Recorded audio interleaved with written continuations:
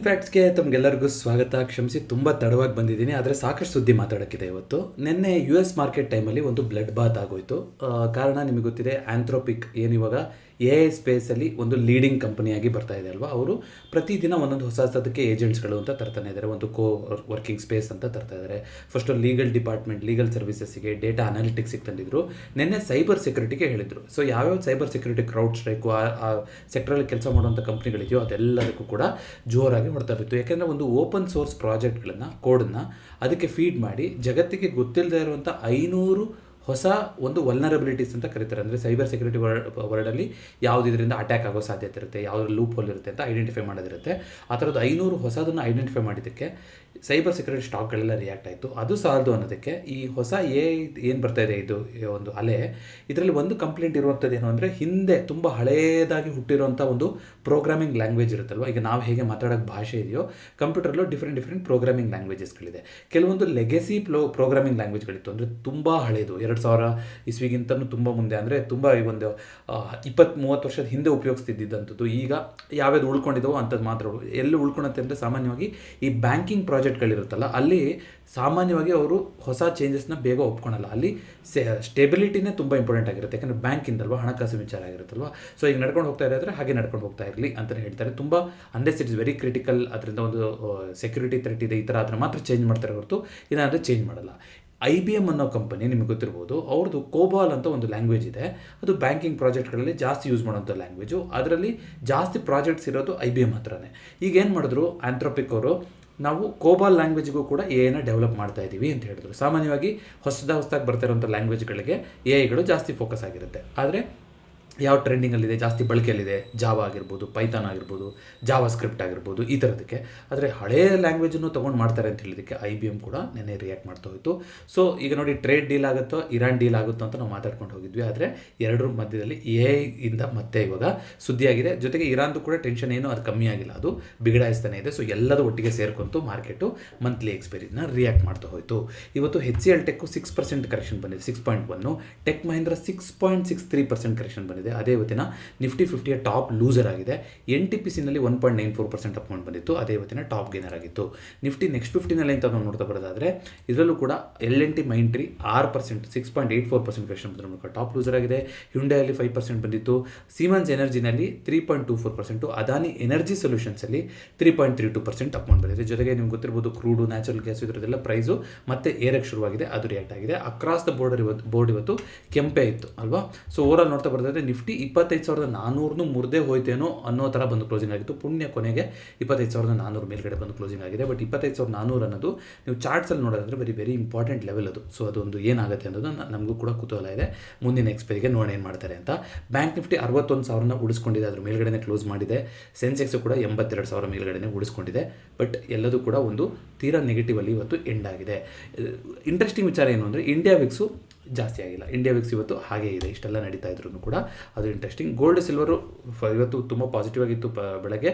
ಆಮೇಲೆ second ಹಾಫಲ್ಲಿ gold ಸಿಲ್ವರಲ್ಲೂ ಕೂಡ ಸಣ್ಣ ಮಟ್ಟದಲ್ಲಿ ಒಂದು ಕರೆಕ್ಷನ್ ಆಗಿದೆ. ಜೊತೆಗೆ ಎಲ್ಲದು ಇವತ್ತು fin Nifty, mid cap Nifty ಎಲ್ಲರದ್ದು ಕೂಡ ಇವತ್ತು ಎಕ್ಸ್ಪೈರಿ ಆಗಿತ್ತು. ಸೊ ಯಾವುದು ನೋಡಿ, ಯಾವುದು ರೆಡ್ ಕಾಣಿಸಿಲ್ಲ. ಅದೇ ಒಂದು ಇಂಟ್ರೆಸ್ಟಿಂಗ್ ಕೋರಿಲೇಷನ್ ಏನು ಅಂತ ಹೇಳೋದಾದರೆ, ಮಾರ್ಕೆಟ್ ಬಿದ್ದಾಗ ಗೋಲ್ಡ್ ಸಿಲ್ವರು ಬೀಳ್ತಾರೆ, ಬಟ್ ಯೂಶಲಿ ಹಂಗೆ ಆಗಬಾರ್ದು. ಬಟ್ ಇವತ್ತು ಗೋಲ್ಡ್ ಸಿಲ್ವರು ಕೂಡ ಸ್ವಲ್ಪ ಕರೆಕ್ಷನ್ ಆಗಿದೆ ಮಾರ್ಕೆಟ್. ಜೊತೆಗೆ ಕ್ರೂಡು, ನ್ಯಾಚುರಲ್ ಗ್ಯಾಸು ಕ್ರೂಡು ಪಾಸಿಟಿವ್ ಆಗಿತ್ತು, ಇವಾಗ ಕ್ರೂಡಲ್ಲಿ ಕೂಡ ಕರೆಕ್ಷನ್ ಬರ್ತಾ ಇದೆ. ಕಾಪರ್ ಒಂದೇ ಇವತ್ತು ಇರೋದ್ರಲ್ಲಿ ಸದ್ಯದಲ್ಲಿ ಪಾಸಿಟಿವ್ ಅಂತ ಇರೋದು, ಅಂದರೆ ಇಂಡಿಯನ್ ಟರ್ಮ್ಸಲ್ಲಿ ನೋಡೋದಾದರೆ ಫ್ಲ್ಯಾಟು. ರುಪಿ USD ನೋಡೋದಾದ್ರೂ ಕೂಡ 90 ರೂಪಾಯಿ, 91 ರೂಪಾಯಿ ಆಸ್ಪಾಸಲ್ಲಿ ಅಲ್ಲೇ ನಿಂತ್ಕೊಂಡಿದೆ. ಸೊ ಜೊತೆಗೆ ಒಂದಿಷ್ಟು AI ರಿಲೇಟೆಡಲ್ಲಿ ಅಟ್ಯಾಕ್ಗಳು ಕೂಡ ಬರ್ತಾಯಿದೆ. ಮತ್ತು ಎಷ್ಟು ಇದು ನೋಡಿ ಎಲ್ಲಿಗೆ ಹೋಗಿ ಮುಟ್ಟುತ್ತೆ ಅನ್ನೋದಕ್ಕೆ ಒಂದು 2028ಕ್ಕೆ ಒಂದು ಇಂಟೆಲಿಜೆನ್ಸ್ ಕ್ರೈಸಿಸ್ ಆಗುತ್ತಾ ಅಂತ ಒಂದು ರಿಪೋರ್ಟ್ ಬಂದಿತ್ತು. ತುಂಬ ದೊಡ್ಡ ರಿಪೋರ್ಟ್ ಅದು. ಅದನ್ನ ಬೇಕಾದರೆ ಸಮ್ಮರಿ ಮಾಡಿ ನಾನು ತಿಳಿಸುವಂಥ ಪ್ರಯತ್ನ ಪಡ್ತೀನಿ. ಅಂದರೆ 2028ರಲ್ಲಿ ಈ ಆರ್ಟಿಕಲ್ನ ಬರಿತಾ ಇದ್ದೀವಿ ಅಂತ ಅಂದ್ಕೊಂಡು ಬರೆದ್ರೆ ಏನಾಗಿರುತ್ತೆ ಅಷ್ಟೊತ್ತಿಗೆ ಅಂತ, ಅದರಲ್ಲಿ ಮುಂದಿಂದ ಹೋಗಿ ಒಂದು ಆರ್ಟಿಕಲ್ ಬರೆದ್ರೆ ಹೆಡ್ಲೈನಲ್ಲೆಲ್ಲ ತುಂಬ ಡೀಟೇಲ್ ಆಗಿದೆ. ಅದು ಒಂದು ಪೊಲಿಟಿಕಲ್ ಆಗಿ ಮಾತಾಡಿದ್ದಾರೆ. ಎಕನಾಮಿಕ್ ಕ್ರೈಸಿಸ್ ಯಾವ ರೀತಿ ಆಗ್ಬೋದು, ಸರ್ಕಾರಕ್ಕೆ ಟ್ಯಾಕ್ಸ್ ಬರೋದೇ ಕಮ್ಮಿ ಆಗುತ್ತೆ, ಸರ್ಕಾರನೇ ಜನಕ್ಕೆ ದುಡ್ಡು ಕೊಡೋವಂಥ ಸ್ಥಿತಿ ಬರುತ್ತಾ, ಓವರಾಲ್ ಎಕನಾಮಿಕ್ ಸರ್ಕ್ಯುಲೇಷನ್ ಮೇಲೆ ಯಾವ ರೀತಿಯಾಗಿ ಇಂಪ್ಯಾಕ್ಟ್ ಆಗುತ್ತೆ ಅನ್ನೋದನ್ನು ವಿಸ್ತಾರವಾಗಿ ಬರೆದು ಹೋಗಿದ್ದಾರೆ. ಬಟ್ ಇಂಗ್ಲೀಷಲ್ಲಿದೆ, ಸಾಧ್ಯ ಆದರೆ ನನ್ನ ಕನ್ನಡಕ್ಕೆ ನಾನು ಏನಿದೆ ಸಾರಾಂಶ ಅದನ್ನು ತಿಳಿಸುವಂಥ ಪ್ರಯತ್ನ ಮಾಡ್ತೀನಿ. ಬಟ್ ಅದು ತುಂಬ ಒಂದು ವೈರಲ್ ಆಗಿತ್ತು ಇವತ್ತು, ಯಾವ ರೀತಿಯಾಗಿ AI ಮುಂದೆ ಆಗ್ತಾ ಹೋಗ್ಬೋದು ಅಂತ. ನೋಡಿ 2025 ಒಂದರಲ್ಲೇ ಎಷ್ಟು ಗೂಗಲ್ ಯೂಸ್ ಮಾಡ್ಕೊಂಡಿದೆಯಲ್ಲ ನೀರು, ಈ ಡೇಟಾ ಸೆಂಟರ್ ಎಲ್ಲ ಇದು ಸುಮ್ಮನೆ ಬರೋದಿಲ್ಲ, ಇದಕ್ಕೆ ಸಿಕ್ಕಾಪಟ್ಟೆ ದುಡ್ಡು ಬೇಕು, ಚಿಪ್ಸೆಟ್ಸು ಅದು ಎಲ್ಲ ಜೊತೆಗೆ ಆ ಸರ್ವರ್ಗಳನ್ನು ರನ್ ಮಾಡೋಕ್ಕೆ ಹೀಟಿಂಗ್ ಕಾಸ್ಟು ಅದೆಲ್ಲ ಇರುತ್ತೆ. ಅದಕ್ಕೆ ಇವಾಗ ಆಕಾಶಕ್ಕೆ ಕಳಿಸ್ಬಿಟ್ಟು ಅಲ್ಲಿ ಡೇಟಾ ಸೆಂಟರ್ ಲಾಂಚ್ ಮಾಡೋದಾ ಅಥವಾ ಫುಲ್ ಸಮುದ್ರದಲ್ಲಿ ಮಾಡೋದಾ ಅಂತ ಈ ಥರ ಎಲ್ಲ ಯೋಚನೆ ಮಾಡ್ತಾ ಇದ್ದಾರೆ. ಗೂಗಲ್ಲೇ ಒಂದೇ ಎಷ್ಟು ನೀರು ಯೂಸ್ ಮಾಡಿತ್ತು, 600 ಬಿಲಿಯನ್ ಗ್ಯಾಲನೋ ಏನೋ ಹೇಳಿದ್ರು. ಅದು 30 ಕೋಟಿ ಜನಕ್ಕೆ ಒಂದು ವರ್ಷಕ್ಕೆ ಕುಡಿಯೋಕ್ಕೆ ಸಾಕಾಗ್ತಾ ಇತ್ತಂತೆ ನೀರದು, ಅಷ್ಟು ನೀರು ಅದಕ್ಕೆ ಖರ್ಚಾಗಿದೆ. ಅಫ್ಕೋರ್ಸ್ ಕುಡಿಯೋ ನೀರೇ ಖರ್ಚು ಮಾಡಿರ್ತಾರೆ, ಅದು ಬೇರೆ ವಿಚಾರ. ಆದರೆ US ಅಲ್ಲಿ ಎಲ್ಲಿ ಈ ಡೇಟಾ ಸೆಂಟರ್ಗಳು ಸೆಟಪ್ ಆಗಿದೆಯೋ ಅದರ ಹತ್ರ ಇರೋ ವಾಸ ಮಾಡೋ ಜನಕ್ಕೂ ಕೂಡ ಇವಾಗ ನೀರಿನ ಕ್ವಾಲಿಟಿ ಡಿಗ್ರೇಡ್ ಆಗ್ತಾ ಇದೆ ಅಂತ ಈ ಥರ ಕನ್ಸರ್ನ್ಸ್ಗಳು ಕೂಡ ಬರ್ತಾ ಇದೆ. ಸೊ ಮುಂದಿನ ದಿನಗಳಲ್ಲಿ ಯಾವ ರೀತಿ ಆಗುತ್ತೆ ಅಂತ ನೋಡಬೇಕು. ಇದು ಒಂದು ಎನ್ವೈರ್ಮೆಂಟಲ್ ಕನ್ಸರ್ನ್ ಆಗಿರುವಂಥದ್ದು. ಎಷ್ಟು ಕಾರ್ಬನ್ ನ್ಯೂಟ್ರಲ್ ಅಂತೆಲ್ಲ ಕಂಪ್ನಿಗಳು ಹೇಳ್ತಾ ಇರ್ತವೆ, ನಾವು ಇಷ್ಟೇ ಇಮಿಷನ್ ಮಾಡಬೇಕು, ಇಷ್ಟೇ ಥರ ಆಗಬೇಕು ಅಂತ. ಈಗ ರೇಸಲ್ಲಿ ಇದು ಯಾವ ರೀತಿ ಹೋಗುತ್ತೆ ಅನ್ನೋದು ಒಂದು ಇಂಪಾರ್ಟೆಂಟ್ ಆಗುತ್ತೆ. ಎರಡನೇದು, ರಿಲೇಟೆಡ್ ಅಟ್ಯಾಕ್ಸ್ ಆಗ್ತಾ ಇದೆ. ಆಂಥ್ರೋಪಿಕ್ ಕಂಪ್ನಿ ಮೇಲೆ ಚೈನೀಸ್ ಲ್ಯಾಬ್ಗಳು 24,000 ಅಕೌಂಟ್ಗಳನ್ನು ಕ್ರಿಯೇಟ್ ಮಾಡಿ ಅದನ್ನ ಒಂದು ಸ್ಪೆಸಿಫಿಕ್ ವರ್ಡ್ ಇದೆ ಅದಕ್ಕೆ, ಡಿಫ್ಯೂಷನ್ ಅಂತಲೇ ಕರೀತಾರೆ. ಸೊ ಅದ್ರ ಮೂಲಕ ಏನಾಗ್ತಾ ಹೋಗುತ್ತೆ ಅಂತಂದರೆ ನಿಮ್ಮದು ಅಷ್ಟು ದೊಡ್ಡ ಮಾಡೆಲ್ ಅಲ್ಲ, ಅಂದರೆ ಎಲ್ಲ ಮಾಡೆಲ್ಗಳಲ್ವ, ಅದಕ್ಕೊಂದು ಡೇಟಾ ಮೇಲೆ ಬಿಲ್ಡ್ ಆಗಿರುತ್ತೆ. ಸೊ ಆಂಥ್ರೋಪಿಕ್ ಅನ್ನೋದು ಸಿಕ್ಕಾಪಟ್ಟಿ ಡೇಟಾ ತೊಗೊಂಡು ಅವ್ರು ಬಿಲ್ಡ್ ಮಾಡಿದ್ದಾರೆ. ಅದು ಇಲಾನ್ ಮಸ್ಕ್ ಅವರು ಆ ಡೇಟಾನ ಹೆಂಗೆ ಕಾಪಿರೈಟ್ ಇಲ್ದಲೇ ಎಲ್ಲ ಫೋರಮಿಂದ ಕದ್ರು, ಅವರು ಹೆಂಗೆ ಬೇರೆಯವ್ರ ಮೇಲೆ ಅಟ್ಯಾಕ್ ಮಾಡಿದ್ದಾರೆ ಅಂತ ಅಪಾದನೆ ಮಾಡೋಕ್ಕಾಗತ್ತೆ ಅಂತ ಅವ್ರ ಮೇಲೂ ಹೇಳ್ತಾ ಇದ್ರು. ಅಂದರೆ ಆಂಥ್ರೋಪಿಕ್ ಕಂಪ್ನಿನೇ ಈ ಡೇಟಾನೆಲ್ಲ ಏನು ಕಾಪಿರೈಟ್ ಇಲ್ದಲೇ ಯಾರು ಎಲ್ಲಿತ್ತೋ ಅಲ್ಲಿಂದ ಎಲ್ಲ ತೊಗೊಂಬಂದಿದ್ದಾರೆ. ಈಗ ಅವರಿಂದ ಇನ್ನೊಬ್ರು ಕಾಪಿ ಮಾಡ್ತಾ ಇದ್ದಾರೆ ಅಂತ ಅವ್ರಿಗೆ ಏನೋ ಹೇಳೋ ಅಧಿಕಾರ ಇದೆ ಅಂತ ಅವ್ರು ಕೇಳ್ತಾ ಇದ್ದಾರೆ. ಬಟ್ ಚೈನೀಸ್ ಲ್ಯಾಬ್ಗಳು ಅಟ್ಯಾಕ್ ಮಾಡಿದೆ ಅಂತ ಆಂಥ್ರೋಪಿಕ್ಕು ರಿಪೋರ್ಟ್ ಮಾಡಿತ್ತು. ಅವ್ರ ಡೇಟಾನ ತೊಗೊಂಡು ಚೈನೀಸ್ ಏನು ಒಂದು ಸಣ್ಣ ಬಜೆಟಲ್ಲಿ ಬಿಲ್ಡ್ ಮಾಡಿರೋ ಮಾಡೆಲ್ಗಳನ್ನು ಅದರಿಂದ ಟ್ರೈನ್ ಮಾಡ್ತಾ ಇದ್ದಾರೆ ಅಂತ.